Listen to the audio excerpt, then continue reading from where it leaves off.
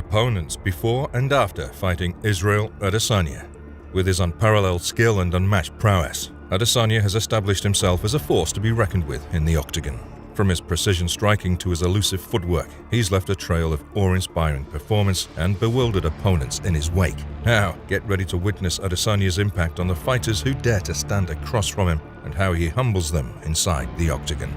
Adesanya versus Derek Brunson. Israel Adesanya accomplished a remarkable undefeated streak of 7-0 during his initial 2-year stint with the Ultimate Fighting Championship. His extraordinary activity and impressive octagon skills established him as a formidable presence in the 185-pound division. In a relatively short period, Adesanya ascended to the position of UFC middleweight champion, a title he still holds. Affectionately known as Style Bender, Adesanya had to overcome various challenges in the division before earning his title shot. In November 2018, one of his most significant tests arrived as a showdown with Derek Brunson. The pre-fight narrative primarily revolved around Brunson's penchant for trash-talking, with Adesanya proving equally proficient in that department. Derek doubted Adesanya's abilities, deeming him overrated. Their interactions leading up to their encounter were consistently hostile. Finally, at UFC 230, they stepped into the octagon, and the fight didn't even last a single round. Brunson's wrestling expertise was widely regarded as a potential threat to the emerging star from New Zealand. However, that concern ultimately proved inconsequential. Adesanya showcased his absolute brilliance as a precise striker, rendering Brunson's wrestling prowess futile. Israel Adesanya versus Paulo Costa. The clash between Israel Adesanya and Paulo Costa generated immense excitement as one of recent memory's most highly anticipated middleweight bouts. In the night's main event, Adesanya delivered a dominant performance, effectively silencing his rival after months of intense verbal challenges. Adesanya strategically targeted Costa's legs with relentless kicks throughout the first round, weakening his opponent's foundation. In the second round, a powerful left hook from Adesanya sent Costa crashing to the canvas. Adesanya capitalized on the opportunity with a barrage of ground and pound strikes, conclusively ending the fight. This victory propelled Adesanya to a flawless 20-0 record and marked his successful second defense of the middleweight title. Adesanya versus Marvin Vettori 2. After his impressive victory over Paulo Costa, which solidified his dominance in the middleweight division, Israel Adesanya moved to the light heavyweight category in pursuit of a second championship title. However, his quest for another title hit a roadblock when he faced the reigning light heavyweight champion Jan Blachowicz at UFC 259. In this matchup, Adesanya suffered his first loss in MMA, tarnishing his previously unblemished 20-0 record. Suddenly, the middleweight contenders began to call him out once again. Upon returning to the 185-pound division, Adesanya found himself face-to-face with an old adversary, the resilient fighter Marvin Vettori. They previously met in Adesanya's second fight with the promotion, a closely contested bout where Adesanya emerged as the victor. However, Vettori had reasons to be confident about his performance. 3 years later, Vettori had worked his way up to title contention, leading to a rematch scheduled for UFC 263. Vettori aggressively challenged the middleweight champion. Adesanya, coming off his first MMA loss, had much to prove. Many believed Vettori would pose a significant challenge for Adesanya. Vettori started his title challenge strongly, aggressively pursuing Adesanya from the start. Securing a takedown in the first round was crucial for the Italian fighter, as it was evident that taking the fight to the ground was the optimal strategy against Adesanya following Jan Blachowicz's successful approach. Although Vettori had a strong start, Adesanya found his striking rhythm in the final 90 seconds of the round, showcasing his exceptional skills.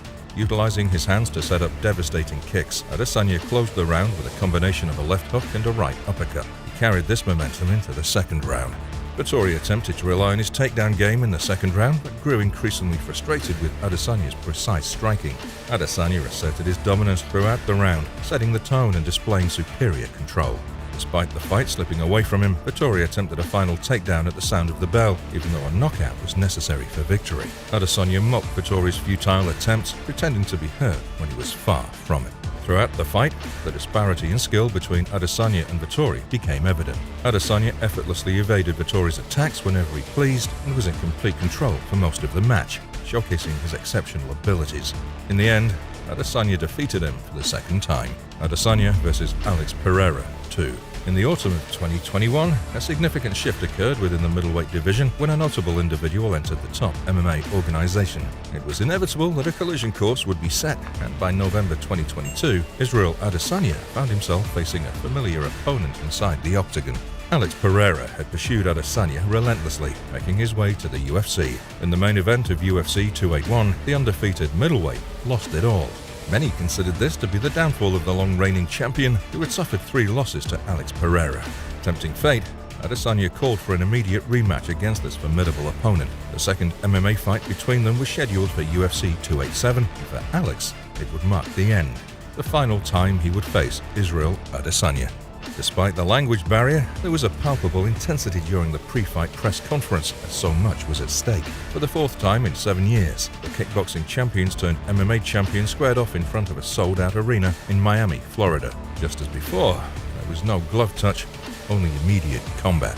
The bitter rivals exchanged blows, each winning a round during the initial stages of the fight. Pereira focused on chopping at Adesanya's legs while the challenger showcased greater forward pressure and urgency than in their previous encounter. In a critical moment, when Pereira pressed forward, looking to capitalize on Adesanya's apparent vulnerability, the last style bender unleashed a devastating right hand that landed cleanly, stunning the champion. A follow-up right sent Pereira crashing to the canvas, completely unconscious.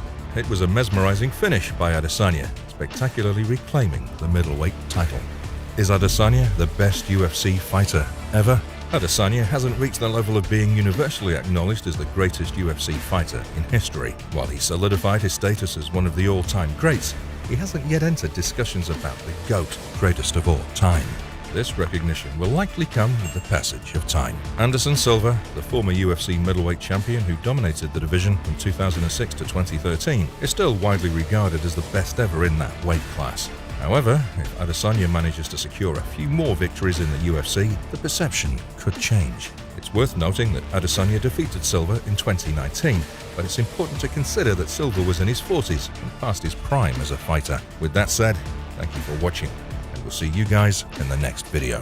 Don't forget to hit that like and subscribe button if you guys enjoyed it. Until next time.